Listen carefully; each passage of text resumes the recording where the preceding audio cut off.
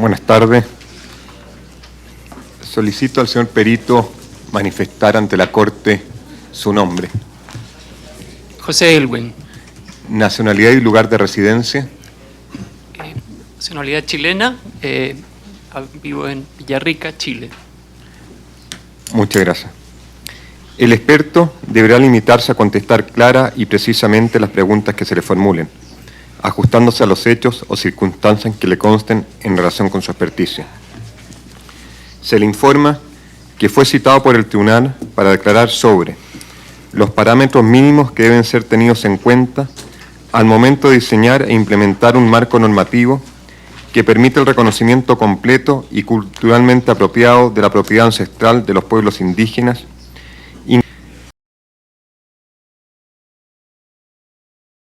así como su relación especial con las tierras, territorios y recursos naturales que allí se encuentran, sobre el reconocimiento de dichas tierras y territorios, así como sobre la titulación y demarcación de los mismos. Además, declarar sobre las obligaciones estatales frente a actos de particulares que amenazan la posesión y utilización pacífica de las tierras y territorios de los pueblos indígenas y tribales, tanto los componentes de prevención como de investigación. Adicionalmente, analizará los efectos o las consecuencias en los pueblos indígenas de la falta de protección por los estados de sus territorios ancestrales. Se le informa que, de acuerdo con el artículo 53 del reglamento de la Corte, los estados no podrán enjuiciar a las presuntas víctimas, a los testigos y a los peritos, a sus representantes o asesores legales, ni ejercer represalias contra ellos o sus familiares, a causa de sus declaraciones, dictámenes rendidos o su defensa legal ante la Corte. Le solicito que se ponga de pie para que el señor presidente le tome el juramento de rigor. Señor Elwin, ¿jura o declara solemnemente que ejercerá sus funciones de perito con todo honor y toda conciencia? Juro. Por favor. Gracias. El señor perito tiene la posibilidad de presentar, antes de que las partes le formulen las preguntas, una exposición libre de 10 minutos que se refiere al objeto para el cual fue llamado a rendir su experticia. Muchas gracias, señor presidente. Honorables jueces de la Corte, se me ha solicitado por la Comisión Interamericana de Derechos Humanos este informe pericial sobre el tema que ha sido subrayado, particularmente estos parámetros mínimos, estos estándares sobre los marcos normativos referidos al reconocimiento, demarcación y titulación del derecho de propiedad ancestral de los pueblos indígenas sobre sus tierras y territorios. En estos comentarios introductorios, así como en el informe pericial que entregaré a la Corte,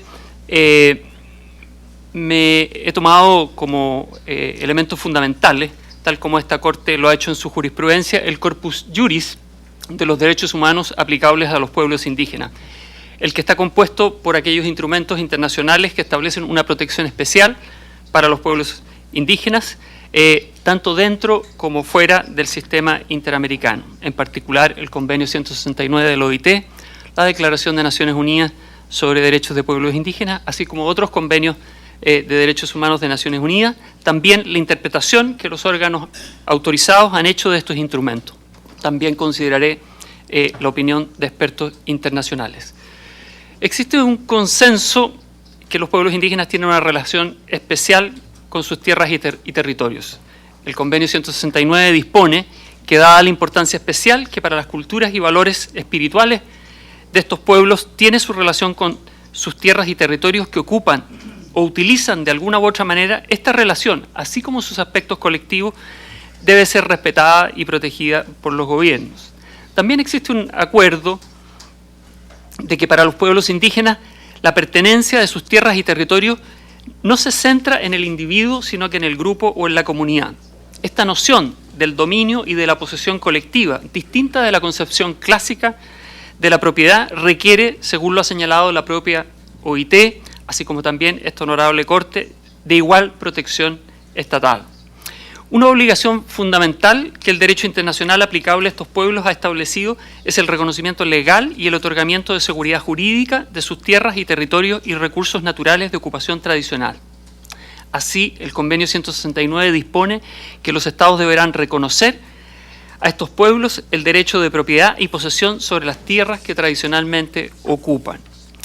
Para la Comisión de Expertos en Aplicación de Convenios y Recomendaciones de la OIT, el reconocimiento de la ocupación tradicional como fuente de derecho de propiedad y posesión mediante un procedimiento adecuado es la piedra angular sobre la que reposa el sistema de derechos sobre la tierra establecido en el Convenio 169.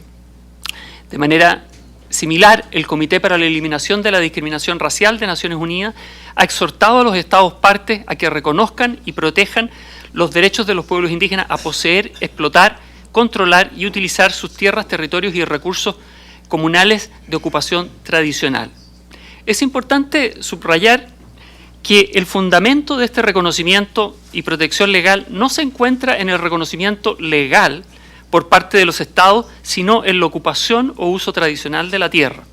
Esto implica, según la OIT, que la ocupación tradicional confiere el derecho a la tierra, independientemente de que tal derecho hubiese sido reconocido por el Estado.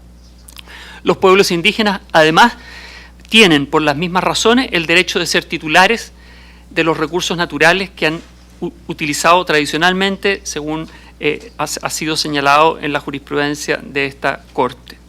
Pero el reconocimiento legal, puramente jurídico o abstracto, de los derechos de propiedad ancestral de los pueblos indígenas sobre sus tierras, territorios, carece de sentido si no va acompañado de otros procesos.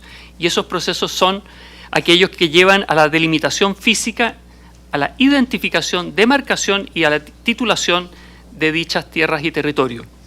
Estos mecanismos que los Estados deben establecer para estos efectos deben ser, según órganos de tratado, diferentes de aquellos existentes para la titulación de la propiedad agraria, ya que deben ser implementados de acorde con su derecho consuetudinario, valores, usos y costumbres, y considerar además un derecho fundamental de los pueblos indígenas, que es el derecho de consulta. Así, en los procesos de identificación y demarcación de tierras y territorios indígenas, los Estados deberán considerar no solo aquellos espacios sobre los cuales los pueblos indígenas tienen un uso físico, habitacional o agrícola, sino también otras formas de ocupación y uso tanto material como espiritual que hacen de ellas.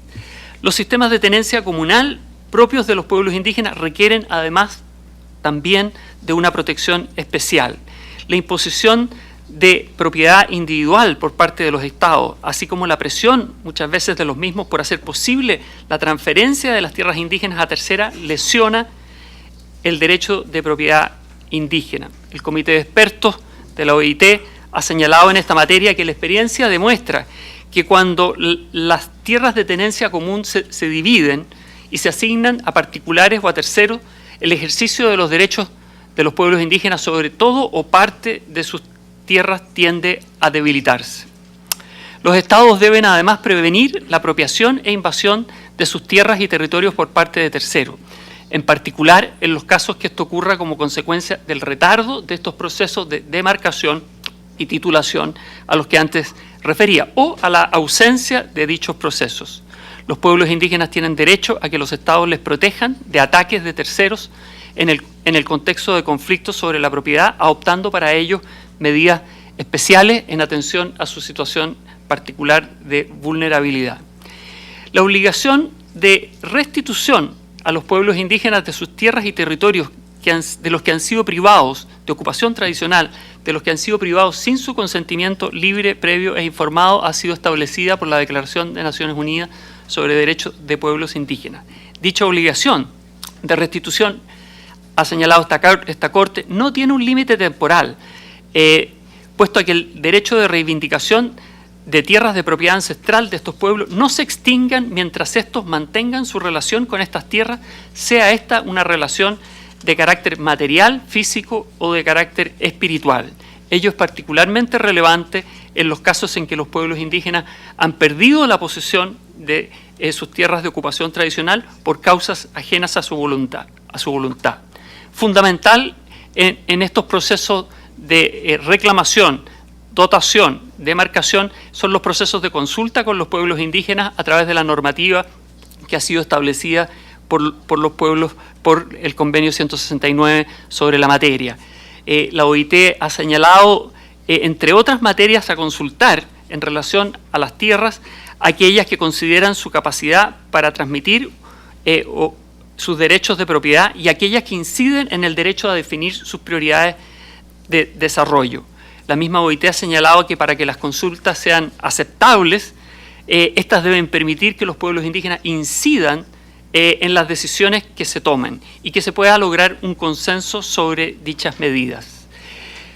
La protección de los derechos de propiedad de los pueblos indígenas sobre sus tierras y territorios requiere además de mecanismos tanto administrativos como judiciales para hacerlas efectivas. Es necesario, como ha señalado esta Corte, que tales mecanismos sean específicos para la titulación de tierras, que sean accesibles y simples y que permitan una solución definitiva dentro de un plazo razonable. También es fundamental la existencia de recursos judiciales que permitan el acceso de los pueblos indígenas, no solo en su capacidad de individuos, sino que también como comunidades. Finalmente, debe observarse que la falta de protección por parte de los Estados de los derechos de pueblos indígenas sobre sus tierras y territorios de ocupación tradicional no solo puede vulnerar el derecho de propiedad sobre estas tierras y territorios, sino que lo que es más grave, su integridad cultural o el derecho a la vida o supervivencia colectiva de las comunidades y de sus miembros. Supervivencia que, como ha señalado la Corte, dice relación no solo con la vida material, sino que también con la vida digna de conformidad con su identidad cultural. No puedo dejar de señalar para concluir que el desposeimiento de las tierras y territorios de ocupación tradicional del que han sido objeto los pueblos indígenas a lo largo de la historia colonial y republicana del continente americano está a la base de su situación actual de marginación, exclusión y pobreza. La protección que hoy brinda el derecho internacional relativo a la propiedad de los pueblos indígenas sobre sus tierras, territorios y recursos de ocupación tradicional no solo constituye una obligación para los Estados, sino que también debe considerarse una oportunidad para revertir estos procesos de desposeimiento y con ello garantizar su supervivencia material y cultural y su desarrollo futuro, así como también una convivencia interétnica más justa y más armoniosa. Muchas gracias. Muchas gracias, señor Perito. Le daré la palabra a la Comisión Interamericana para que proceda a realizar el interrogatorio. Thank you. I will ask advising attorney Sylvia Estorano to read the questions, please. Adelante.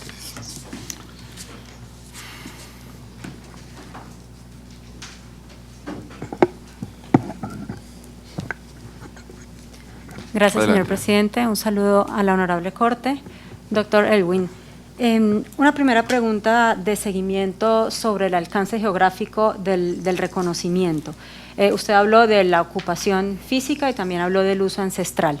Nos interesa que pueda profundizar un poco más a través de ejemplos sobre qué constituye uso ancestral en contraposición con la ocupación física. De acuerdo. Existe una coincidencia tanto en el sistema de la Organización Internacional del Trabajo, la OIT, en la jurisprudencia de esta Corte, en que el alcance geográfico de ese derecho de propiedad ancestral sobre las tierras y territorios no solo abarca estas tierras que ocupan físicamente, como puede ser la vivienda, los sembrados en un enfoque agrícola, sino que también tienen que ver con aquellas con las que utilizan de alguna u otra manera en la terminología del Convenio 169.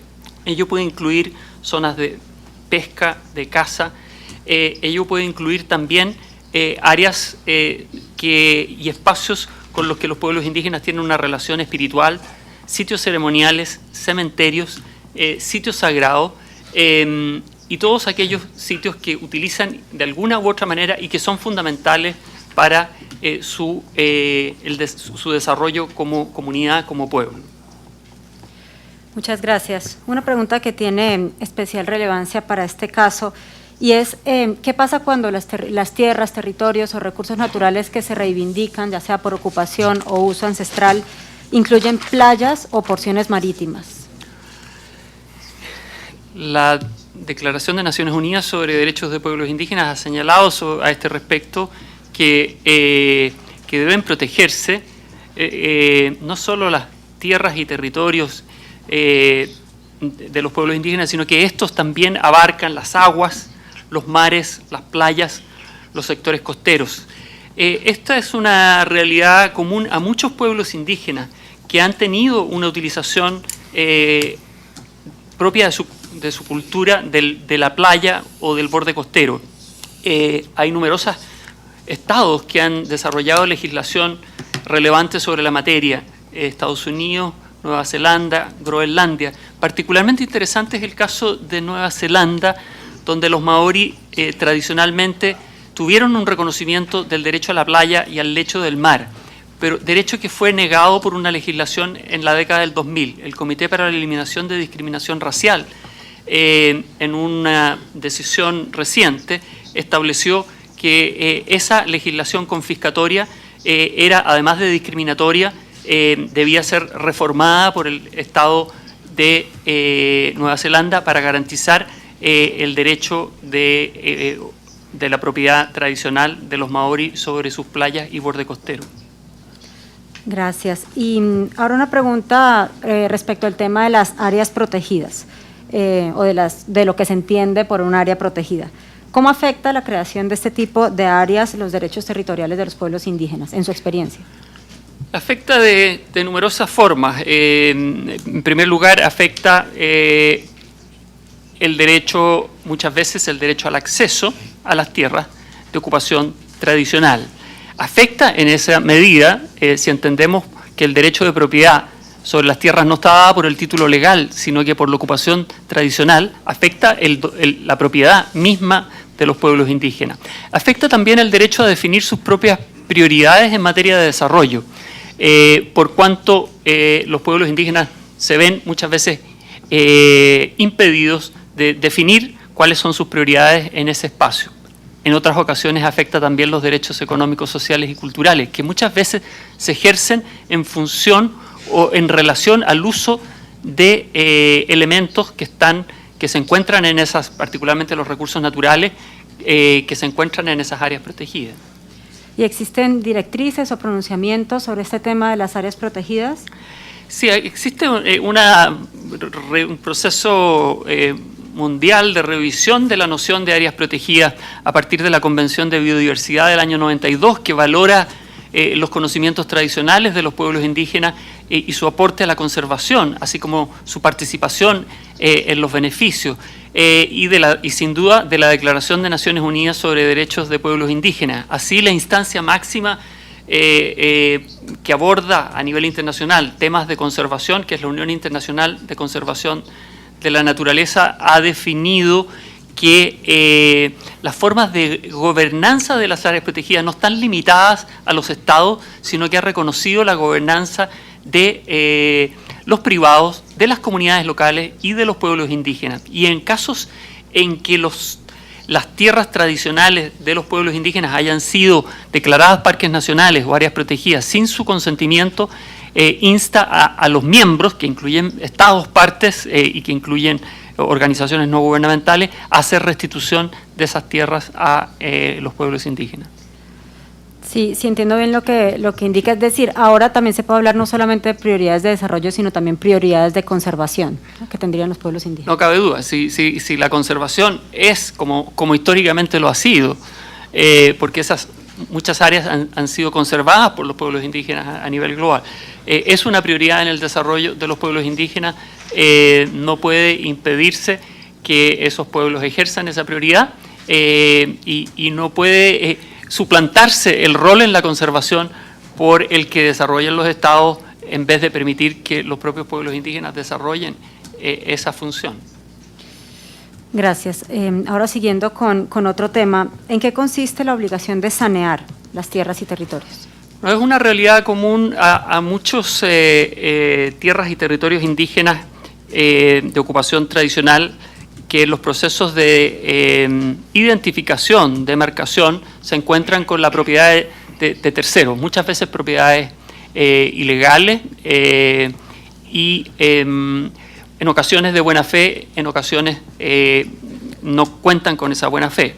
Existe un consenso en que esos procesos requieren de una de abordar la situación de esos terceros poseedores, por cuanto constituyen evidentemente un obstáculo a la restitución de esas tierras y al ejercicio del control del derecho de propiedad sobre esas tierras de ocupación ancestral.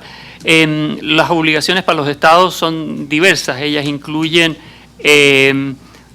la reubicación, el pago de una compensación cuando hay mejoras, también el prevenir conflictos que puedan suscitarse como consecuencia de esta intrusión de terceros en esos espacios.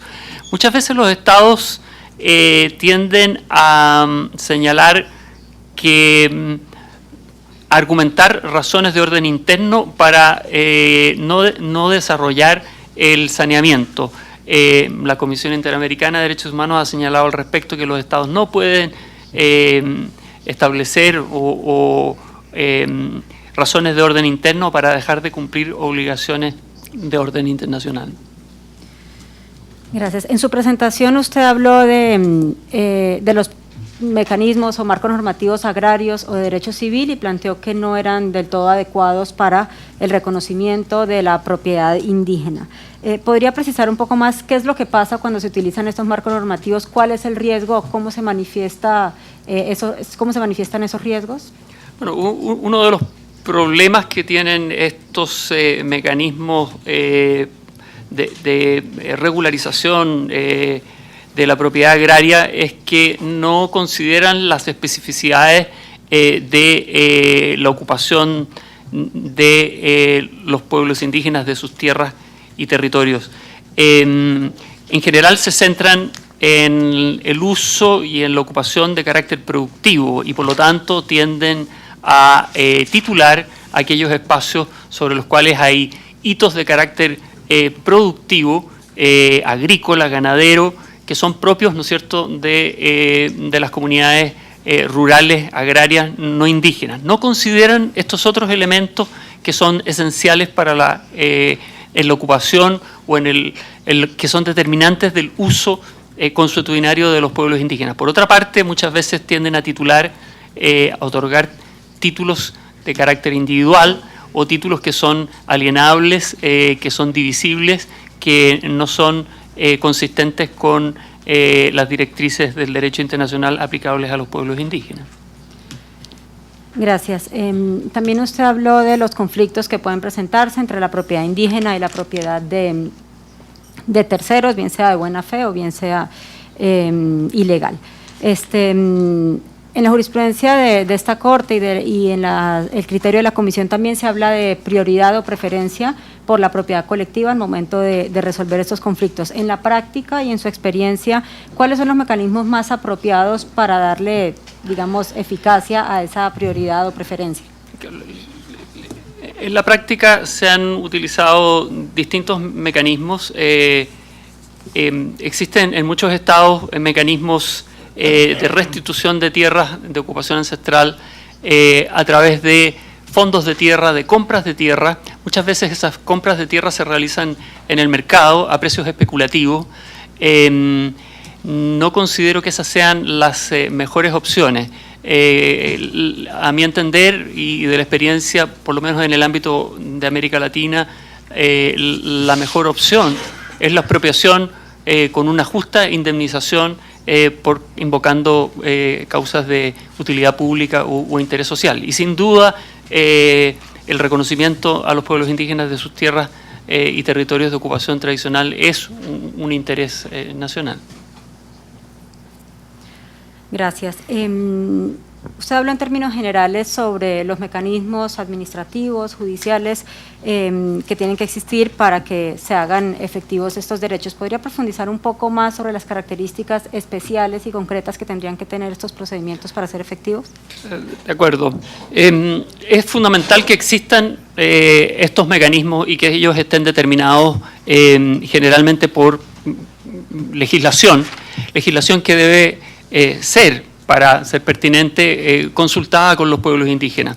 Estos mecanismos los mecanismos administrativos para la identificación, delimitación, demarcación, tienen que contar por su naturaleza con una participación activa de los pueblos indígenas. ¿Cómo se puede identificar cuál es el espacio de ocupación tradicional si no con la participación de los pueblos indígenas? Tienen que ser además accesibles, simples, tienen que ser culturalmente pertinentes y tienen que ser eficaces. En cuanto a los judiciales, ellos no pueden limitar el acceso a las comunidades, limitar solo su acceso a los individuos, sino que también deben permitir el acceso de colectivo, que es la naturaleza propia de los pueblos indígenas. Ellos también debieran permitir poner freno o abordar los hechos de violencia que se generan o los conflictos que se generan con colisión de propiedades. Y finalmente también debieran permitir dar investigación, investigar y sancionar aquellos delitos que se cometen en contra de los defensores del derecho a la tierra, que no son infrecuentes. Gracias, señor Perito. En el tiempo que me queda quiero hacerle dos últimas preguntas. En seguimiento al tema de los mecanismos, quería preguntarle primero, ¿cuál es la relevancia de que sean las autoridades tradicionales de gobierno, de participación, de organización las que estén vinculadas con estos mecanismos? Y si es válido que un Estado imponga una forma específica de organización para poder acceder a estos mecanismos de reivindicación de los derechos. Y finalmente, para la última parte de su peritaje, si puede profundizar un poco más de su experiencia, los impactos que tiene el incumplimiento de todas las obligaciones que ha mencionado. Claro, ya señalaba que la identificación, delimitación y titulación son procesos esencialmente participativos. La consulta es un derecho esencial y los parámetros de la consulta están definidos por el Convenio 169. Un elemento central ahí es que esa sea desarrollada con las instituciones representativas de los pueblos indígenas. Los estados no pueden arbitrariamente imponer instancias u organizaciones de pueblos indígenas como aquellas representativas. El relator Anaya ha señalado que son los propios pueblos indígenas los que tienen que definir cuáles son esas instancias, de modo que es fundamental que se respete ese proceso interno. En cuanto a las implicancias, ya las señalaba en los comentarios introductorios, son de distinta índole, tienen que ver en esencia con el reconocimiento del derecho de propiedad, pero esencialmente con el derecho a la vida y al desarrollo, a la supervivencia física y a la supervivencia cultural de estos pueblos indígenas. No puedo dejar de señalar también que tienen por objeto o un efecto fundamental de estos procedimientos es abordar una situación de creciente conflictividad característica en el continente americano, que tiene que ver con la ausencia de procesos conducentes al reconocimiento y titulación de los derechos de propiedad sobre las tierras y territorios de los pueblos indígenas. Bien, muchas gracias, doctora Silvia Serrano, a la Comisión Interamericana. Le corresponde el uso de la palabra a los señores representantes de las víctimas para que realicen sus preguntas. Muchas gracias, señor presidente. Don José, mucho gusto. Tenemos unas cuantas preguntas y nos gustaría comenzar con ver qué es lo que establecen los estándares internacionales cuando un Estado desconoce, por ejemplo, usted mencionaba que algunos estándares están establecidos en la Declaración de las Naciones Unidas y el Estado, por ejemplo, opone, como en el caso que nos ocupa, temas de soberanía frente a, para desconocer estos estándares o para desconocer estas declaraciones, en términos de que la Declaración de las Naciones Unidas no tiene vinculancia según el derecho internacional. ¿Cuáles serían los estándares aplicables en este caso de desconocimiento? Entonces sería la pregunta de esta normativa que usted citó, la Declaración de la ONU. Bueno, yo señalaba como principio general que los estados no pueden argumentar razones de orden interno para dejar de cumplir con sus obligaciones internacionales en materia de derechos humanos. Yo diría que ese es una razón fundamental. Uno de los argumentos que es más que comúnmente se escucha de los estados es que ellos no tendrían o los recursos, por ejemplo, para desarrollar procesos de saneamiento. La propia Comisión Interamericana ha señalado claramente que eso no es un argumento válido a la hora de incumplir un derecho como es el derecho a la propiedad comunal de los pueblos indígenas, que está íntimamente relacionado con el derecho a la vida en su dimensión física y en su dimensión cultural. Respecto de la declaración y de su estatus y de su obligatoriedad, es importante señalar que los estados que han adherido a la declaración se han comprometido a dar cumplimiento a sus normas. Por otro lado, tratadistas y la doctrina señala que la declaración no está creando en verdad derechos nuevos, sino que está aplicando derechos que ya existen en otros instrumentos internacionales de derechos humanos al caso de los pueblos indígenas y que precisamente no han sido aplicados en razón de su situación de vulnerabilidad, de marginación. De modo que muchos de los derechos que la declaración reconoce ya forman parte de ese corpus juris de la normativa aplicable a los pueblos indígenas y por lo tanto son vinculantes. Muchas gracias. En esa línea también entonces, ¿cuál sería el estándar ideal aplicable en efectos o en términos de jerarquía normativa para poder garantizar los derechos de los pueblos indígenas en el derecho interno? Es decir, aplicando más o menos este tema de esta pirámide de Kelsen, ¿verdad? Esta figura de jerarquía normativa, ¿cuál cree usted que sería el nivel legal, de jerarquía legal, que garantizaría de mejor forma los derechos de los pueblos indígenas en el derecho interno? Bueno, existe un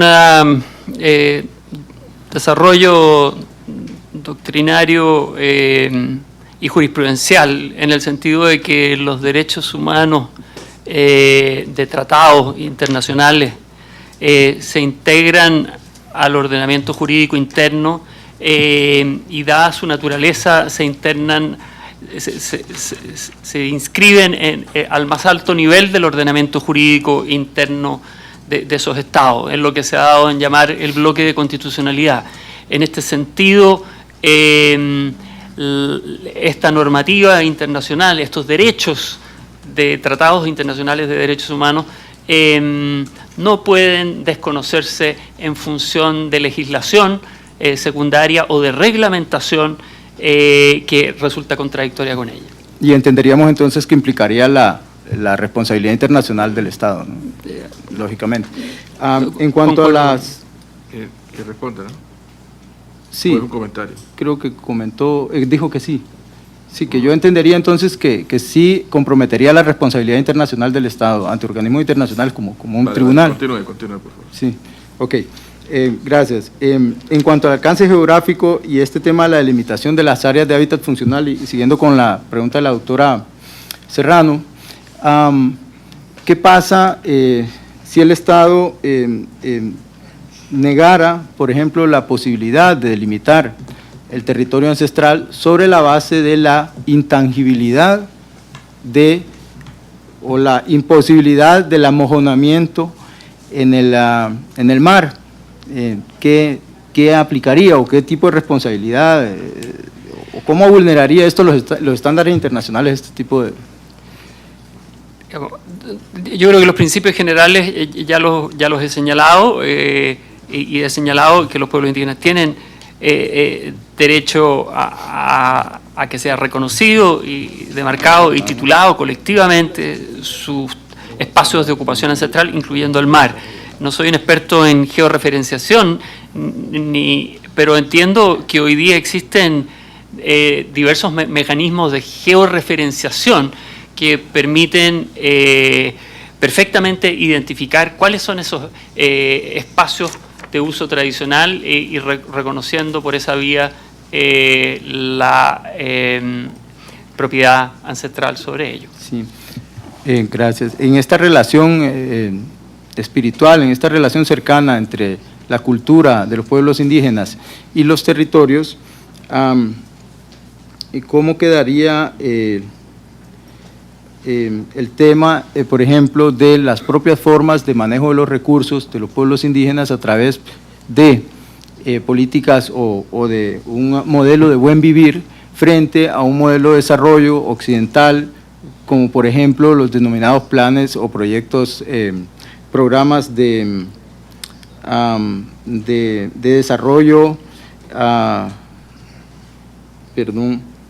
de desarrollo sostenible, por ejemplo, o de desarrollo sustentable frente a las propias formas de manejo cultural de la población en términos del buen vivir?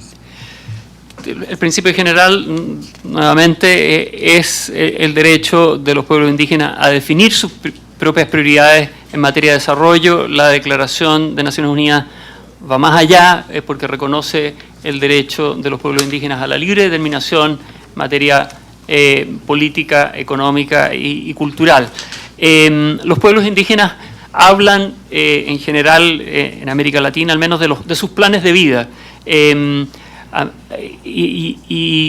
Siguiendo entonces estos principios generales, los pueblos indígenas tienen derecho a perseguir y a que sean respetados esos planes de vida y a que no se impongan otros planes de vida que no son necesariamente consistentes con los planes de otros programas de desarrollo que no son consistentes con sus planes de vida y que incluso en algunos casos, pudiendo serlo, como son las áreas protegidas, no consideran las formas de gobernanza, por ejemplo, que los pueblos indígenas pudiesen tener y debiesen tener sobre esas áreas protegidas. Doctor, en términos de reparaciones, si la comunidad, por ejemplo, se opusiera a una reparación de sustitución, por ejemplo, de su título, alegándose, por ejemplo, estatalmente que la cantidad de obras construidas sobre el territorio son de difícil destrucción o levantamiento, pero aún así el pueblo se opone a que se le dé otro territorio en vez del que le correspondía ancestralmente, ¿cuáles serían los estándares aplicables en este conflicto? Bueno, creo que la decisión de un pueblo indígena determinado en torno a opciones alternativas en materia de restitución o no de sus tierras de propiedad de ocupación tradicional que otorgan el derecho de propiedad, forma parte de esa esfera de la libre determinación.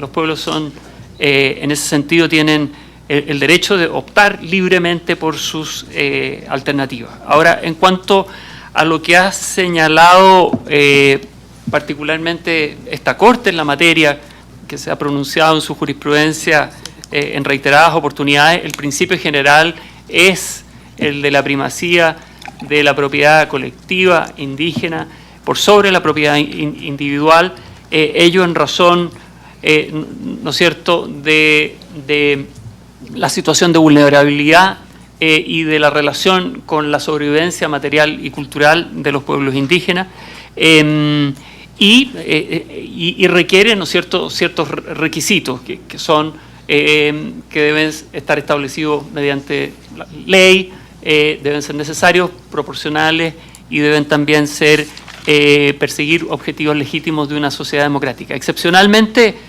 la Corte ha establecido la alternativa de tierras permutas, tierras alternativas, sin embargo, lo ha limitado a casos concretos y justificados, estableciendo el peso de esa prueba, por así señalarlo, en los estados. ¿Cuáles son esos casos concretos y absolutamente justificados? Doctor, una de mis últimas preguntas, solo le haré una más después de esta, sería, ¿qué procedería en caso de, o qué debe ocurrir? ¿Cuál es el estándar adecuado para darle seguridad jurídica a los títulos frente a la vulneración de sus mismos miembros? ¿Cuáles serán los estándares necesarios para la seguridad jurídica de los títulos y de los territorios? No sé específicamente a qué se refiere, pero he hablado y precisamente sobre eso versa el peritaje, digamos, sobre estas etapas, ¿no es cierto?, que son fundamentales para otorgar certeza jurídica a estos derechos de propiedad basados en la ocupación tradicional de las tierras y territorios. Ello, como señalaba, incluye la existencia de procesos normativos, ¿no es cierto?, de una legislación que sea consultada. No puede el Estado imponer una legislación, puede ser una legislación agraria u otra que no sea apropiada, tiene que ser consultada. Y los procedimientos de delimitación, identificación, demarcación y titulación también tienen que ser desarrollados, tienen que ser eficaces, pero tienen que ser adecuados culturalmente y tienen que ser desarrollados con una participación activa de los pueblos indígenas. Doctor, la última pregunta. En su experiencia, ¿qué considera usted o cuál considera usted cuáles deberían de ser los elementos de una política pública para poder garantizar los derechos de un pueblo indígena en los estados? Son muchos elementos y ellos incluyen ámbitos de derechos políticos, de derechos territoriales y de derechos culturales. No cabe duda, y lo señalaba también en mis comentarios introductorios, que el desposeimiento histórico del que los pueblos indígenas han sido objeto de sus tierras y territorios de ocupación ancestral dan cuenta de o han generado situaciones de marginación, de exclusión y de empobrecimiento. Considero que una política efectiva para un reconocimiento y ejercicio pleno de los derechos de pueblos indígenas involucra estas tres dimensiones. Involucra, en primer término, la participación, y el derecho de consulta y el consentimiento libre, previo e informado, cuando es aplicable, es un derecho fundamental. La participación política de los pueblos indígenas en igualdad de condiciones con otros sectores es también un elemento central.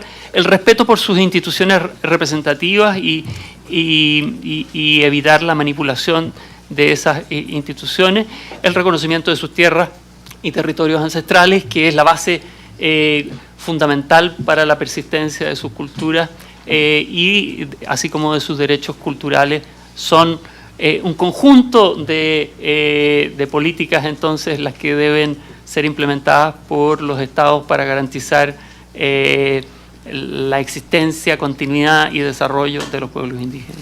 Muchas gracias, don José. Gracias, señor presidente. Muchas gracias, señor representante de las víctimas. Le corresponde el uso de la palabra para formular sus preguntas a los representantes del Estado.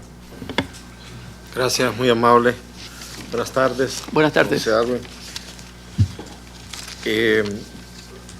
De su pericia,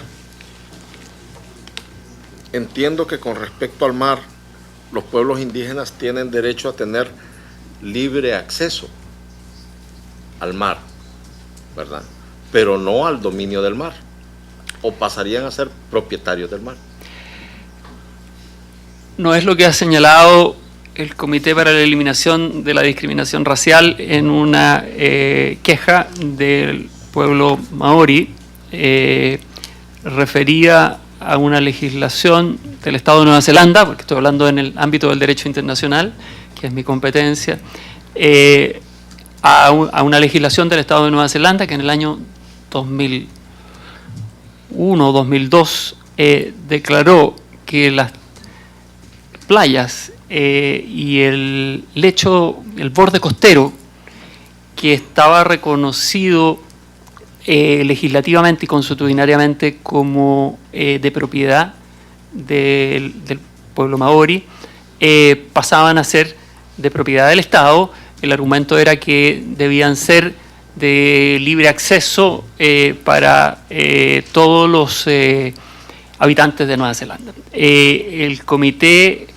consideró, como señalé brevemente, que esa era una legislación discriminatoria, que violaba la Convención, y que el Estado debía reformar esa legislación para reconocer los derechos de propiedad ancestral de los maorí sobre la playa y el borde del mar. Lo señalo porque es un tema que tal vez no ha sido desarrollado extensamente por el derecho internacional, pero en este caso concreto que conozco ha sido categórico en que los maorí, este pueblo indígena, no solo tiene derecho al uso o al acceso, sino que al libre acceso, como usted me pregunta, sino que también tiene derecho de propiedad.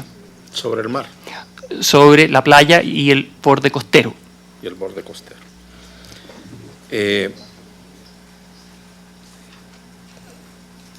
su expertise, en América, ¿cuáles son los pueblos indígenas?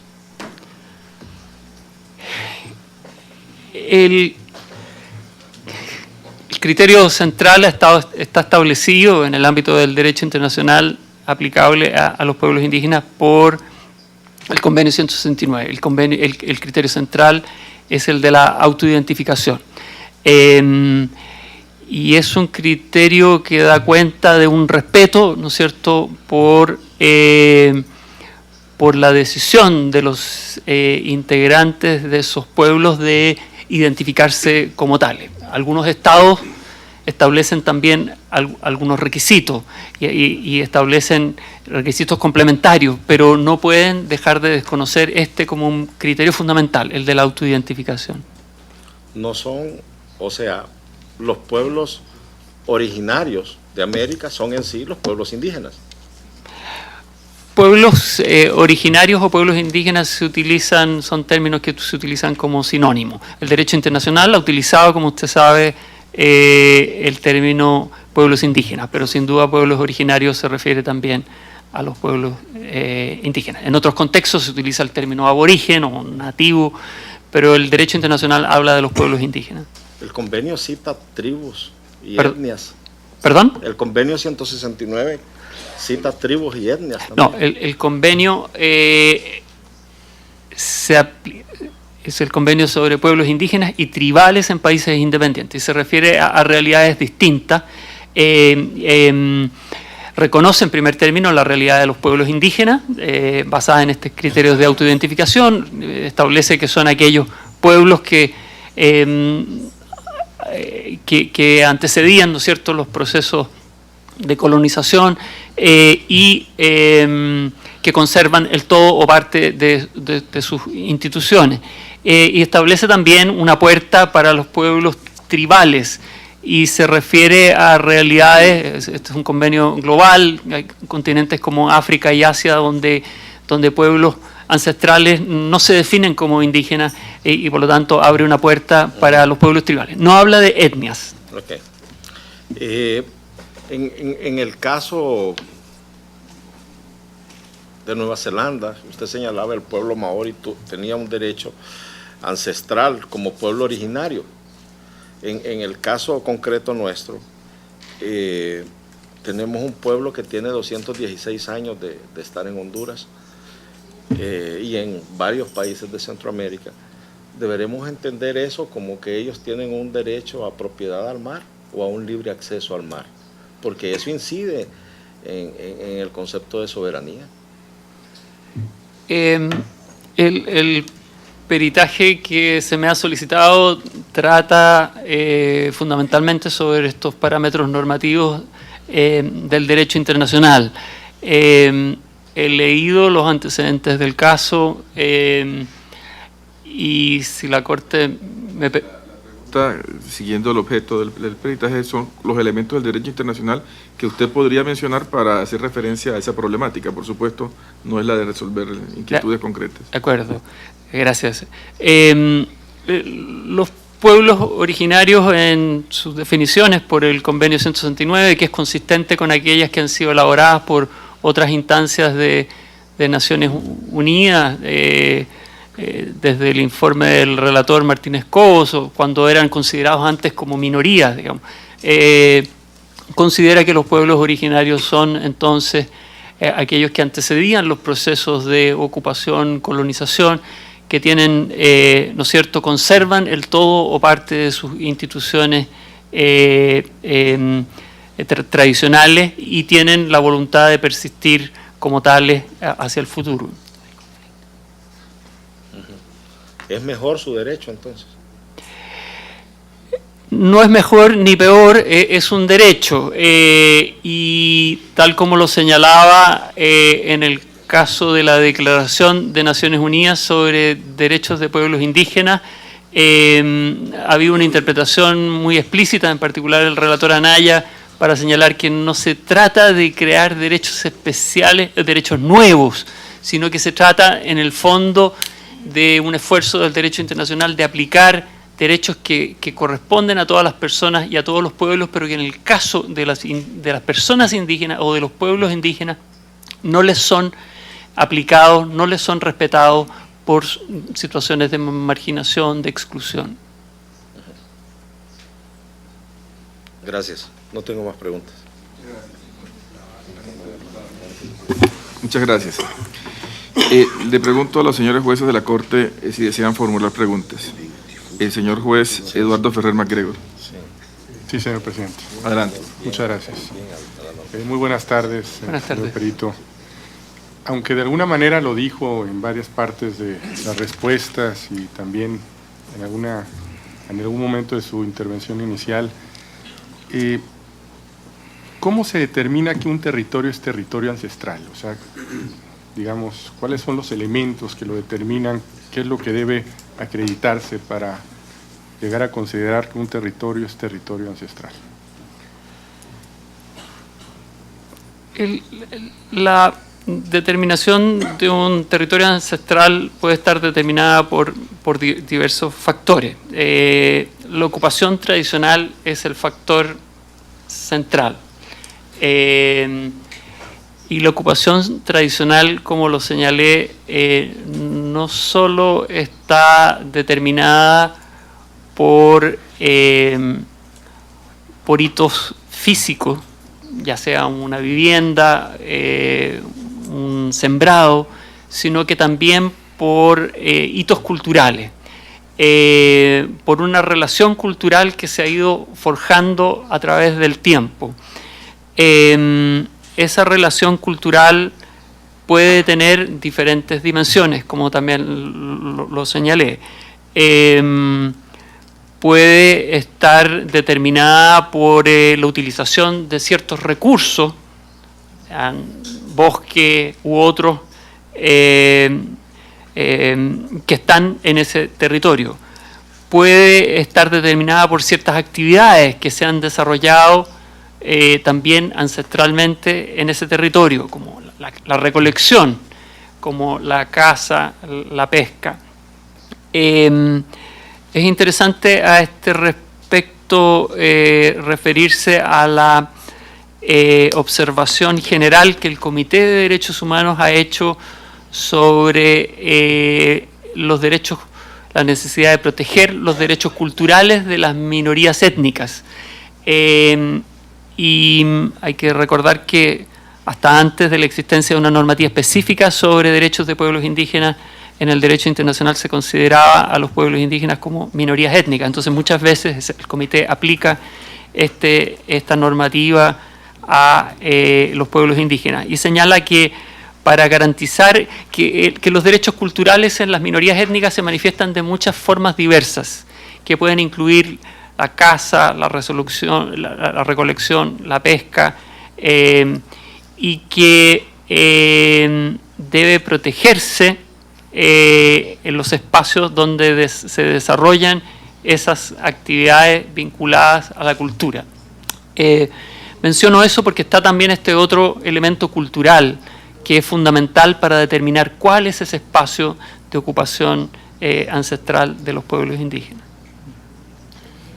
En algún momento mencionó el hábito funcional, de una comunidad. Esto es un elemento evidentemente a considerar, ¿no? Pero ¿qué es este hábito funcional y su diferencia con la zona de vivienda permanente? Que el hábitat funcional incluye un conjunto de elementos, incluye ese espacio físico donde se desarrollan las actividades que son fundamentales para la vida para la supervivencia física y cultural de un pueblo. Y esas actividades, como usted bien señala, no solo son agrícolas, creí entender, sino que también son de otra naturaleza.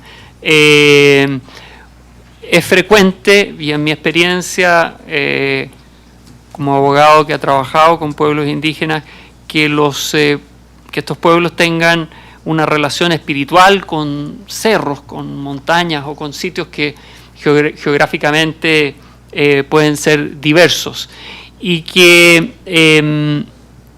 esa relación también determine, sea una relación ancestral. Y ha existido, ¿no es cierto?, una interpretación progresiva de esta misma Corte en el sentido de que esos espacios con los cuales los pueblos indígenas tienen una relación espiritual también requieren de protección, incluso aunque no puedan ocuparlos físicamente por estar impedidos de ello. Entonces, ¿sí hay que diferenciarse con la zona de vivienda permanente? De acuerdo. Sí. Muy bien, eso sería todo. Muchas gracias, señor. Gracias, Eduardo Ferrer. Eduardo Vío. Por favor, adelante. Me disculpa la presidencia de la mesa y también el perito, pero le voy a hacer una pregunta más bien de carácter general, que yo creo que se puede responder con todo lo que ha dicho. Además, yo tengo mi propia respuesta, porque me tocó en la primera mitad de la década del 90 ir a defender a nombre del gobierno de Chile la ratificación del convenio en el Congreso Nacional. Y ahí se planteó este tema, y me gustaría una reflexión general sobre la relación entre territorio y, por una parte, soberanía, y la otra, unidad del Estado.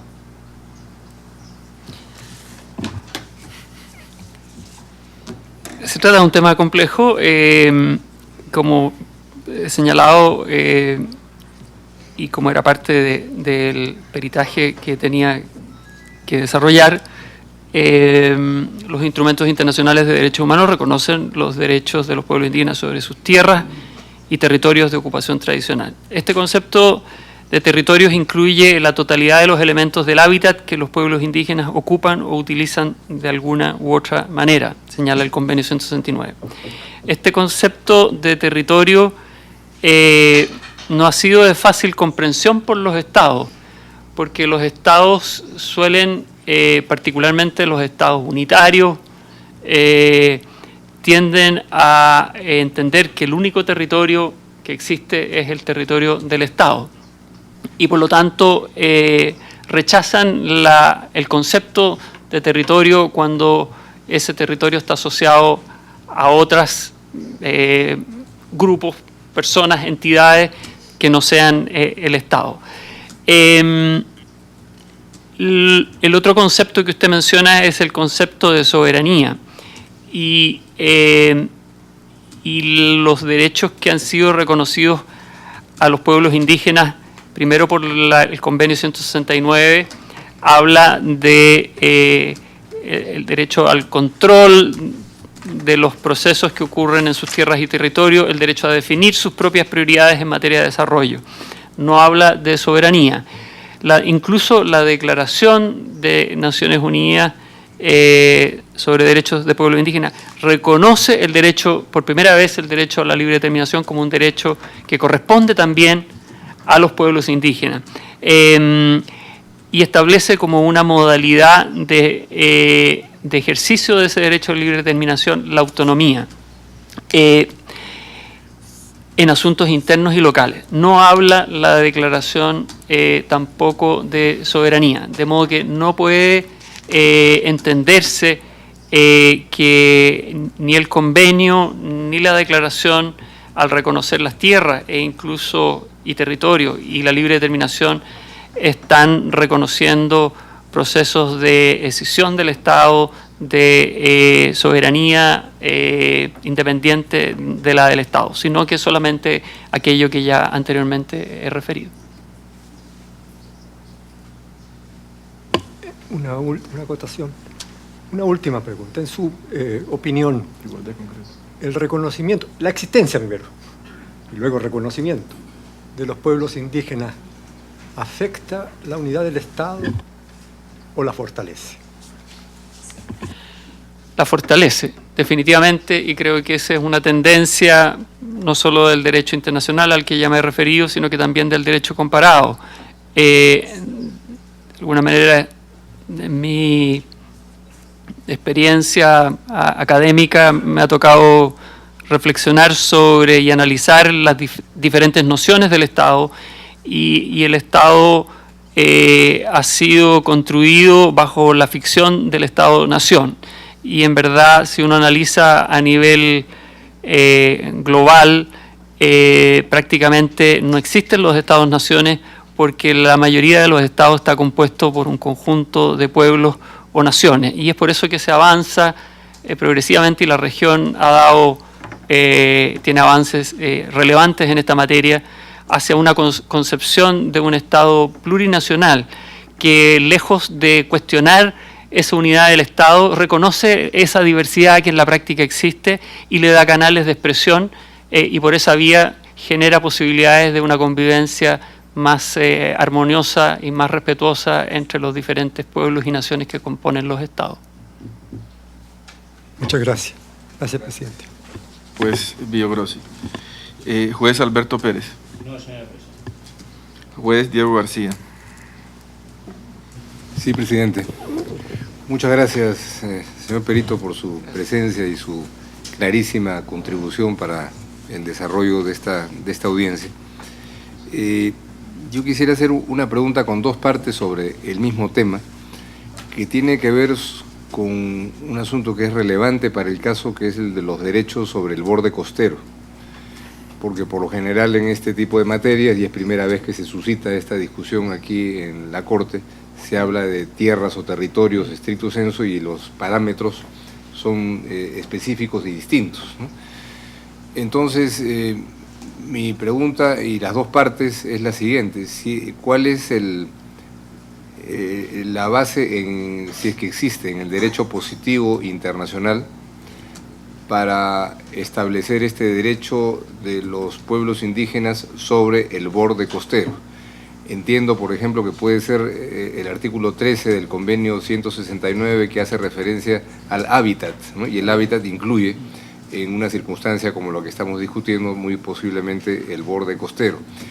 Pero quisiera saber si hay otra base semejante o aún más precisa y específica para ilustrarnos en esa materia.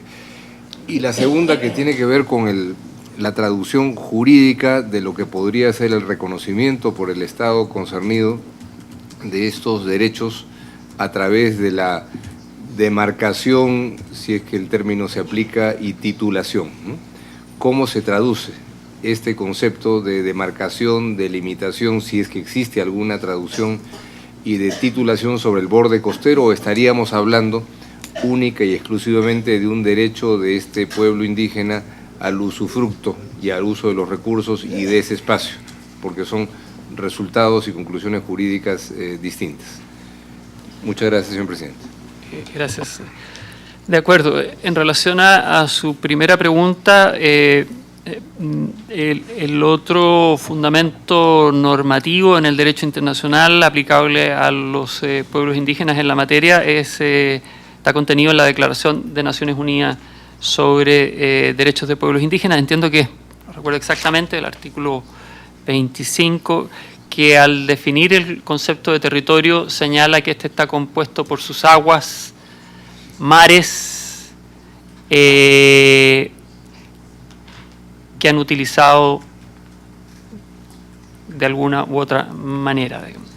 Y esto tiene que ver, digamos, en base a mi experiencia, a que son muchos los pueblos indígenas que a nivel global hacen un uso de la playa, pero también hacen un uso del mar en distintas, digamos, en alcances geográficos diferentes. De modo que está ese fundamento normativo de la declaración que hace extensivo, que especifica el concepto de territorio y que lo hace extensivo a los derechos sobre el mar. En En cuanto a la demarcación o delimitación, en términos materiales, señalaba que no tengo una experticia en la materia, solamente señalar a partir de su aplicación a realidades concretas, ¿no es cierto? Es que esto tendrá que ser determinado, es que este ha sido determinado de diferentes maneras en el derecho comparado. En algunos casos esto se ha traducido en derechos incluso de ciertas cuotas de pesca, si es que el pueblo tiene una tradición pesquera. En otros casos, como el caso Maori, que es el caso de Estados Unidos, el primero, el caso Maori, yo señalaba que las reclamaciones sobre derechos de propiedad, sobre la playa y el borde costero. En mi país Chile, existe una legislación reciente del 2008 que reconoce derechos sobre la playa y el borde costero, pero son derechos de concesión y la propiedad permanece en el Estado. La menciono porque el proceso para identificar cuáles son esos derechos sobre la playa y esos derechos sobre el borde costero tienen que ser el resultado de informes periciales que determinen y que logren demostrar que hay un uso ancestral de ese playa o de ese borde costero. Entonces el espacio geográfico, que entiendo es el tema que más que inquieta, más allá del mecanismo específico a través del cual está determinado por la demostración de ese uso sobre un área determinada. Ese es el área sobre la cual se extiende este derecho que en el caso Maori el Comité de Eliminación de Discriminación Racial ha entendido como un derecho de propiedad. Correcto, entonces, tal vez una precisión. Entonces, cuando se habla de los derechos de tierra y territorio y que eso se traduce normativamente o prácticamente en demarcación y titulación, de acuerdo a lo que se deduce de su apreciación, no sería incompatible con el derecho internacional que para el espacio, no llamemos espacio marítimo, de eso se habla en la Corte Internacional de la Haya y se habla muy bien, para los bordes costeros se puede hablar más bien de usufructo, de posesión, de utilización, y que eso no sería incompatible con los derechos de los pueblos indígenas dentro del marco del derecho internacional. Yo considero que en caso de demostrarse que existe ese uso ancestral de la playa y del borde costero, no solo corresponde sobre esa playa y borde costero derechos de uso, usufructo, sino que también, siguiendo la jurisprudencia, analizando la normativa internacional aplicable, también sería aplicable el derecho de propiedad. Y considero que, sin ser en absoluto un especialista en derecho sobre el mar, derecho internacional sobre el mar, que la misma argumentación que se utiliza para que los estados no opongan razones de ordenamiento interno para impedir compromisos internacionales de derechos humanos, esa argumentación debe ser utilizada también en relación a tratados internacionales existentes en esta materia. Tal vez un comentario sobre el particular es una jurisprudencia de esta Corte que señala que los tratados bilaterales o los tratados de libre comercio que afectan derechos humanos que nunca esos tratados debieran afectar compromisos internacionales de derechos humanos y por lo tanto los derechos humanos, en este caso el derecho de propiedad ancestral sobre la playa y el borde costero, debiera primar sobre esos tratados internacionales. Muchísimas gracias, muy clara su precisión. Eso es todo, señor presidente. Gracias, juez Diego García. Juez Manuel Ventura. Muchas gracias, señor presidente. Me ha surgido una duda como consecuencia de unas preguntas que formuló el Estado, que quisiera ver si usted está en capacidad de aclarármela como consecuencia de su experiencia profesional y académica. ¿Conoce usted algún caso en que uno o dos o más pueblos indígenas hayan reclamado como derecho de uso ancestral el mismo territorio? Por cierto, sí conozco. ¿Pudiera referirse a eso? Sí.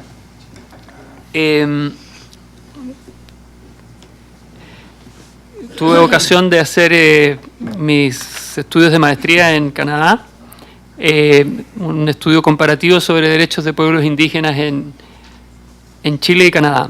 Y me enfoqué en un caso de Canadá, que es el del pueblo Nisga'a, que a fines de los 90 celebró un tratado en que se le reconocía un territorio con derechos del suelo y del subsuelo, derechos de autogobierno, con el gobierno de Canadá. Ese pueblo indígena tenía conflictos, tenía reclamaciones sobrepuestas con otros pueblos indígenas. Y un elemento fundamental de esa decisión, de ese acuerdo, fue el haber resuelto esos conflictos de sobreposición de reclamaciones entre los pueblos indígenas. Le agradezco mucho. Le agradezco mucho, muy interesante. Muchas gracias, señor presidente. Gracias. Juez Roberto Calda.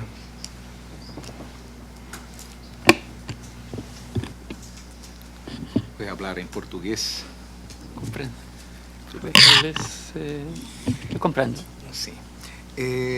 Gostaria, senhor perito, que pudesse nos ampliar quando fez referência à transferência de território para terceiros, qual os critérios de autodefinição dos representantes da comunidade para realizar estas transferências e a previsão no direito internacional desta representação.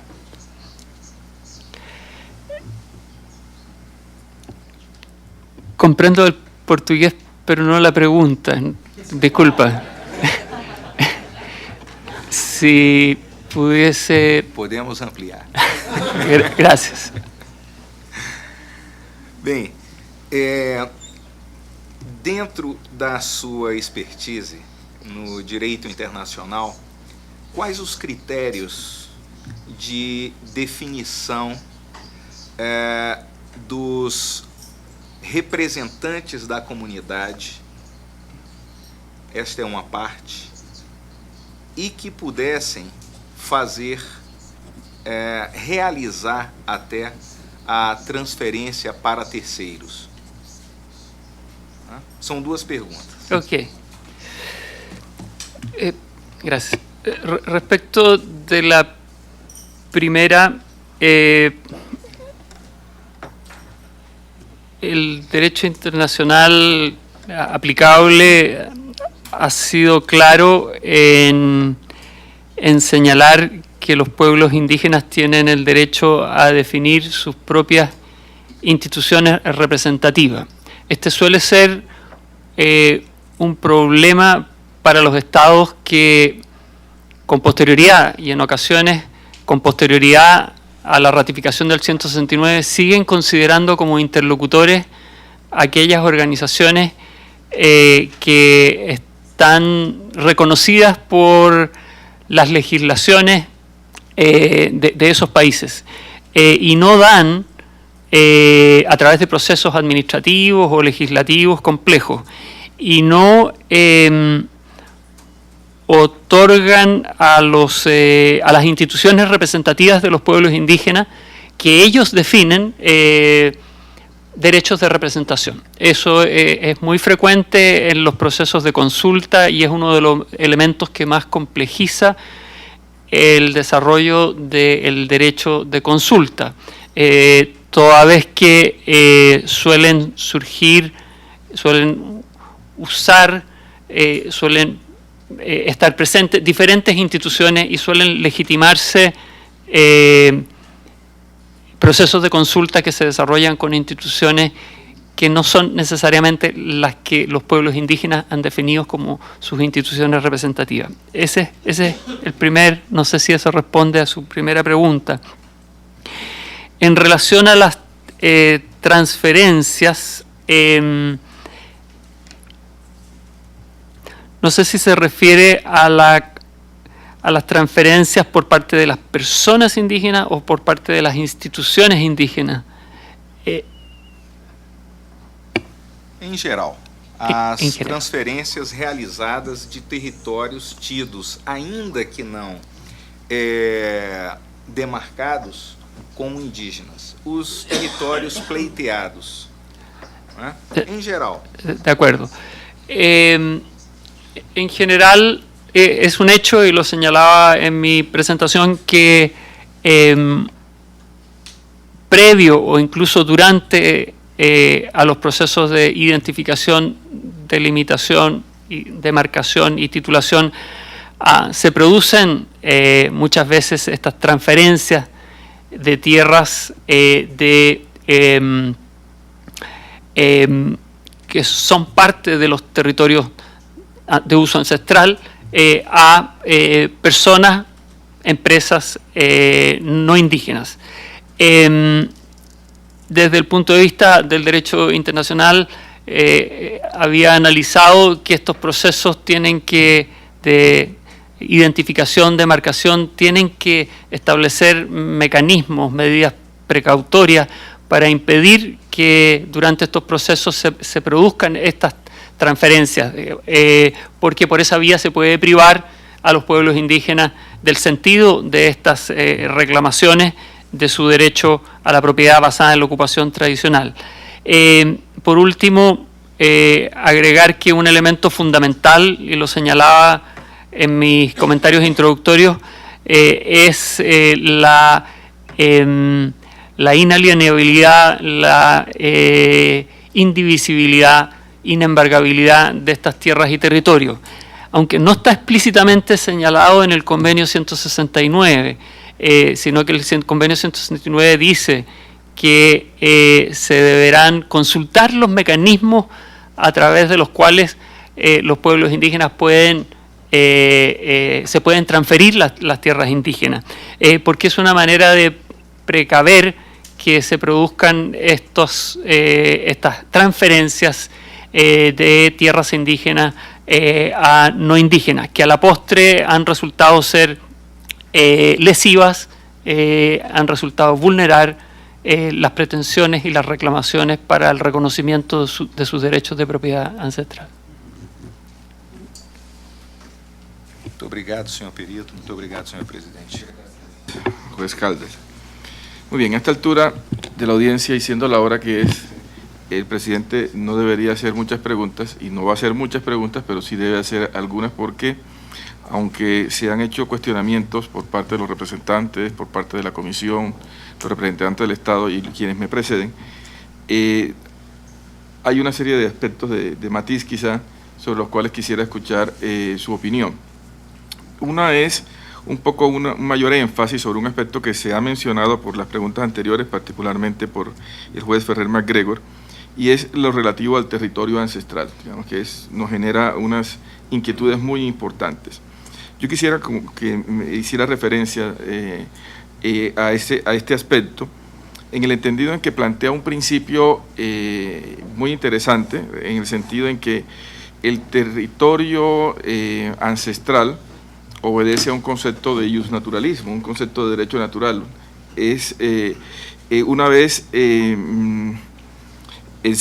determina la existencia de este territorio ancestral con todos los elementos que usted ha señalado, genera propiedad, y utiliza la palabra con mucha propiedad, sin ningún tipo de matiz. Eso significa, desde una perspectiva, o qué diría el derecho internacional si dice algo sobre la manera como se concibe ese concepto de propiedad. Es el mismo que establecemos nosotros en derecho civil, porque supone que no solamente es el territorio donde se habita, no es solamente el territorio en donde tienen sus actividades comunes, actividades económicas y tradicionales, sino que además son actividades relacionadas incluso con aspectos espirituales, que como usted dice, que no necesariamente tienen que vivir allí, sino que son determinantes o son aspectos significativos. Lo señalo porque eso supone que en estados como los muchos estados de América Latina, en donde la área de vivencia, donde se ubican los territorios indígenas, incluso pueden ser muy superiores a las del resto de la población, supone la exigencia de una titulación de tierra. Eso me parece a mí que de un título de propiedad privado, y de igual forma que los concebidos desde la perspectiva general, me parece que podría generar mucha conflictividad. No sé si sobre ese particular, en su experiencia, el derecho internacional ha hecho algún tipo de reflexión. Y en ese mismo orden de ideas, en este tema, está el tema de cómo determinar ese territorio ancestral, habida cuenta de que, por lo que le entiendo, usted habla algo así como de peritajes. Y esos peritajes serían esencialmente que la determinación de la propiedad de la tierra en ese tipo de circunstancias sería esencialmente basado en criterios sociológicos, criterios históricos, criterios de un tipo que no son los tradicionalmente establecidos para determinar la propiedad de la tierra. Yo quisiera, sobre ese primer punto, me parece interesante una reflexión en la medida en que usted lo considere que hay elementos para hacerlo. Gracias. Sin duda esta es una temática muy compleja. Y le agrego un elemento, sí, si es posible dentro de su respuesta, que ya tiene muchos. El elemento temporal, ¿cómo se determina allí? Ese territorio, ¿cuánto es? ¿Cuál es el tiempo, cómo se maneja? ¿Cuántos son? ¿50, 100, miles de años? Inveteradamente, ¿cómo si el derecho internacional se ha mencionado algo del tema? Gracias. Señalaba que sin duda es una temática tremendamente compleja y de materializar en la práctica. Hay que reconocer que eso es así, por todos los elementos que usted señalaba. Yo quería solamente subrayar, a la luz de la normativa aplicable a pueblos indígenas y de la interpretación que los órganos de tratado, particularmente la OIT, el Comité de Derechos Humanos, el Comité para la Eliminación de la Discriminación Racial y esta honorable Corte han hecho, se ha ido estableciendo un criterio casi unánime en el sentido de que el derecho de propiedad de los pueblos indígenas sobre la tierra, el territorio, que incluye esta totalidad del hábitat de los elementos que los pueblos indígenas ocupan o utilizan de alguna u otra manera, está determinada por la ocupación tradicional y no por el título del Estado. Ese es como lo que modestamente leo de esa de manera consistente de todos estos órganos autorizados de interpretar estos tratados. Por un lado, pero por otro lado está la complejidad de materializar esto, particularmente a la luz de preocupaciones que algunos jueces de esta Corte han manifestado. ¿Qué pasa por ejemplo, con los intereses y con los derechos de otros pueblos indígenas? Era la pregunta específica, eventualmente de otros sectores. Y es ahí donde la existencia de un proceso tendiente a no solo al reconocimiento de que haya un mecanismo, sino que también a la identificación, a la delimitación, a la demarcación física es fundamental. Usted mencionaba el peritaje es un elemento fundamental. Sin embargo, en la experiencia de procesos demarcatorios en diferentes contextos de América Latina, la participación prioritaria de los pueblos indígenas es central. No se trata solo de peritajes de antropólogos, sino que de los pueblos indígenas que pueden determinar cuáles son esos espacios. Ahora, Dicho eso, hay elementos que pueden complejizar. El elemento temporal puede ser uno de ellos. Ahora, esta Corte se ha pronunciado sobre ese tema, señalando que cuando los pueblos indígenas han perdido la posesión por razones ajenas a su voluntad, no pierden el derecho a obtener su restitución en la medida en que mantengan una relación con ella, en este caso espiritual, porque no pueden, si perdieron por causas ajenas a su voluntad el acceso a ello, no pueden mantener esa relación física, pero sí pueden tener una relación espiritual. En ese sentido, esta Corte ha señalado que no hay un límite temporal, que el límite temporal es mientras se mantenga esa relación.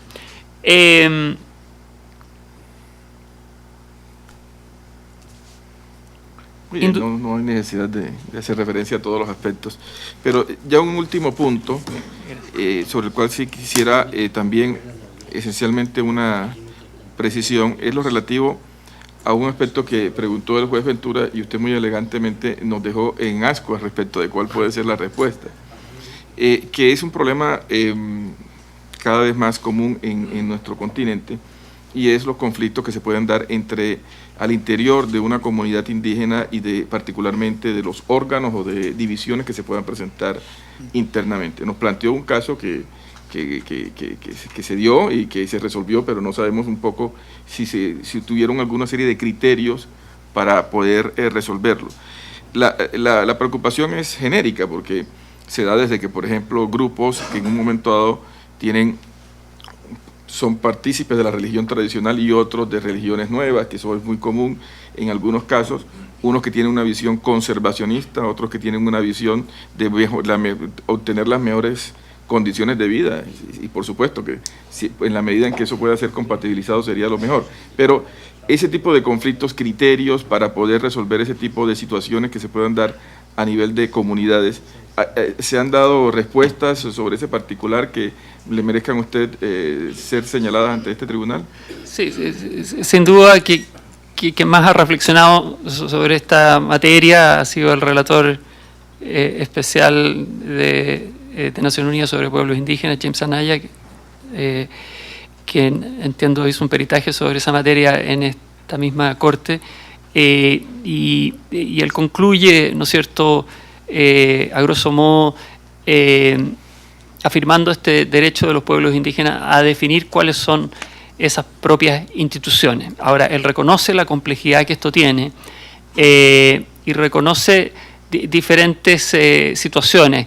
La de, por ejemplo, legislaciones generales que afectan a todos los pueblos indígenas requieren, ¿no es cierto?, la participación de un conjunto de actores que vayan más allá de un pueblo indígena en el caso de un Estado, y también plantea ciertos criterios de consideración de género, consideraciones etarias, de manera de lograr una representación más amplia de los pueblos indígenas. Cuando una medida administrativa afecta a un solo pueblo indígena, esencialmente hay ahí como resultante de su derecho de autodeterminación un derecho de definir, de que sea el propio pueblo indígena, a través de sus mecanismos, el que defina cuáles son sus instituciones representativas. Y reconociendo que eso es complejo y que puede generar conflictos internos al pueblo, el relator ha señalado, y yo concuerdo con ello, que no corresponde al Estado suplir las deficiencias internas de los pueblos indígenas y definir desde el Estado cuál es la institución representativa. Muy bien, muchísimas gracias. Esta hora vamos a entrar en receso. Reanudaremos la audiencia a las 3:30 para recibir las declaraciones de la persona que ha sido presentada por el Estado. Entonces, se suspende la audiencia y retornamos a las 3:30. La Corte se retira. De pie, por favor.